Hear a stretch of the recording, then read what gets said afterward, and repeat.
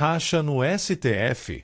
Hoje nós vamos falar sobre um possível racha no STF. Afinal, o STF dá sinais de racha depois da Magnitsky ser aplicada para Alexandre de Moraes. Quase metade dos integrantes do STF, Supremo Tribunal Federal, não assinou uma carta em defesa do ministro Alexandre de Moraes na quarta-feira. A divisão na corte ficou explícita quando só 6 dos 11 magistrados compareceram ao jantar oferecido pelo presidente Luiz Inácio Lula da Silva no Palácio da Alvorada na quinta-feira. Diante da falta de consenso, o presidente do STF, Luiz Roberto Barroso, emitiu uma nota institucional com tom moderado, sem mencionar diretamente os Estados Unidos. O documento não contou com a assinatura dos demais ministros, frustrando a expectativa de Moraes por unanimidade em seu favor. O jantar no Alvorada foi organizado como tentativa de demonstrar unidade, replicando gesto semelhante ao ocorrido depois dos eventos de 8 de janeiro de 2023, quando representantes dos 3 poderes visitaram a sede do Supremo em solidariedade. A intenção de Lula era produzir uma imagem de união, exibindo o presidente e todos os ministros do Supremo juntos em defesa da soberania brasileira, alinhando-se à campanha publicitária promovida pelo Palácio do Planalto para melhorar a popularidade do governo. O resultado, no entanto, acabou destacando uma possível divisão na corte. Ainda, após esses episódios, Anin será relator de ação do PT que quer impedir sanções de Trump a Moraes. A ação visa impedir que bancos que operam no Brasil apliquem sanções ao ministro da corte. Moraes foi incluído na Lei Magnitsky, que prevê punições como o congelamento de bens nos Estados Unidos e o impedimento de fazer transações financeiras em dólar com instituições bancárias que atuem no país. Na petição, PT diz que tais sanções podem pressionar instituições financeiras de outros países a cumprirem medida. O pedido assinado pelo líder do partido na Câmara, Lindbergh Farias, Rio de Janeiro, ressalta que a preocupação existe embora formalmente limitadas à jurisdição dos Estados Unidos. Cumprimento de sanção representaria uma transferência de soberania normativa e jurisdicional, afirma a petição. Moraes é a primeira autoridade brasileira alvo desse tipo de sanção. O secretário de Estado dos Estados Unidos, Marco Rubio, emitiu uma nota dizendo que o ministro foi sancionado por cometer graves violações de direitos humanos e abuso de autoridade ao se engajar em um esforço direcionado para silenciar críticos políticos. O grande problema é, se Zanin julgar a favor de Moraes, pode complicar a vida dos bancos, que podem sofrer penalidades.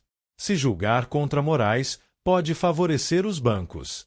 Segundo a coluna da jornalista Mônica Bergamo na Folha de São Paulo, na visão da maioria dos integrantes do STF, uma decisão do tribunal colocaria os bancos em risco, pois Trump poderia sancionar qualquer um deles com multas pesadas. Assim, seria melhor aguardar para que as próprias instituições financeiras estudem suas obrigações e alternativas. A Lei Magnitsky apresenta uma variada gama de punições, entre elas proibição de entrada nos Estados Unidos, exclusão do sistema financeiro, com bloqueio de transações em dólar, isolamento bancário global, restrição ao uso de cartões de crédito e contas digitais vinculadas ao dólar, bloqueio de bens e contas nos Estados Unidos. A norma é usada em casos de acusação de corrupção, crime contra os direitos humanos, atividade terrorista ou ameaça à segurança dos Estados Unidos.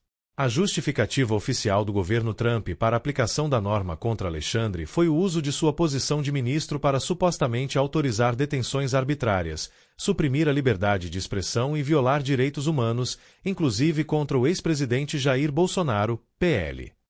No mesmo dia das sanções, o STF ressaltou que o julgamento de crimes que implicam atentado grave à democracia brasileira é de exclusiva competência da Justiça do país, no exercício independente do seu papel constitucional.